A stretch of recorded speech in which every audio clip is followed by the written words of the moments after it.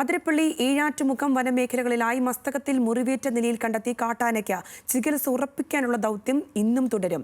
ഇന്നലെ നടന്ന തിരച്ചിലിൽ മയക്കുപിടി വെക്കാനുള്ള നീക്കങ്ങൾക്കിടെ ആന ഉൾക്കാട്ടിലേക്ക് വലിഞ്ഞതോടെയാണ് ദൗത്യം താൽക്കാലികമായി അവസാനിപ്പിച്ചത്.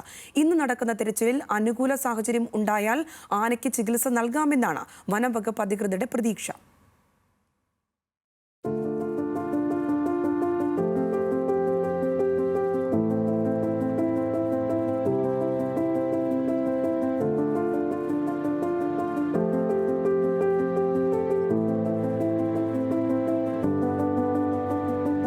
Chief veterinary surgeon doctor Arun സക്രിയുടെ നേതൃത്വത്തിൽ ആനയെ കണ്ടെത്താനുള്ള നീക്കങ്ങൾ പരാജയപ്പെട്ടതോടെയാണ് ഇന്നും ദൗത്യം തുടരാൻ വനംവകുപ്പ് തീരുമാനിച്ചത്.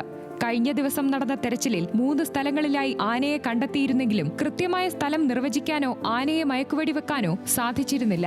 മനുഷ്യ സാമീപ്യം തിരിച്ചറിഞ്ഞ ആന കാലടി പ്ലാന്റേഷൻ തോട്ടങ്ങൾ കടന്ന് കാട്ടിലേക്ക് കയറിയതാണ് ദൗത്യത്തിന് തിരിച്ചടിയായത്. ക്യാമറകൾ ഉപയോഗിച്ച് പരിശോധനകൾ നടത്തിയെങ്കിലും ശ്രമം വിഫലമായതോടെയാണ് ഇന്നും തെരച്ചിൽ തുടരാനും ആനയെ കണ്ടെത്തിയാൽ മയക്കുവെടി വെച്ച് ചികിത്സ ആരംഭിക്കാനും വനം വകുപ്പ് തീരുമാനിച്ചത്. ഇപ്പോൾ സൈറ്റിംഗ് നമ്മുടെ മിസ്സായി. വാച്ചേഴ്സിനെ നോക്കുന്നുണ്ട്. അത് കംഫർട്ടബിൾ ആയിട്ട് കുറച്ച് താഴെ ഇറങ്ങി വരാൻ ശ്രമിച്ചിട്ടുണ്ടായിരുന്നു.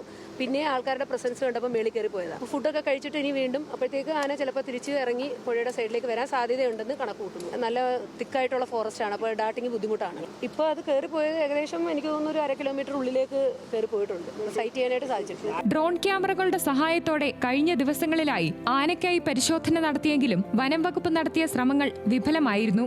ഡ്രോൺ ക്യാമറകൾ നടത്തിയ നിരീക്ഷണത്തിൽ ജനവാസ മേഖലകളിൽ ഇറങ്ങുന്ന മറ്റാനകളെയും കണ്ടെത്തി.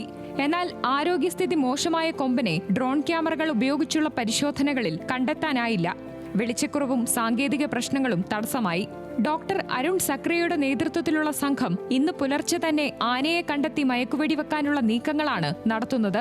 രാവിലെ തന്നെ ആനയെ കണ്ടെത്താനായാൽ ഉച്ചയോടെ ദൗത്യം പൂർത്തീകരിക്കാമെന്നാണ് വനം വകുപ്പ് അധികൃതരും പ്രതീക്ഷിക്കുന്നത്. ന്യൂസ് മലയാളം, തൃശൂർ.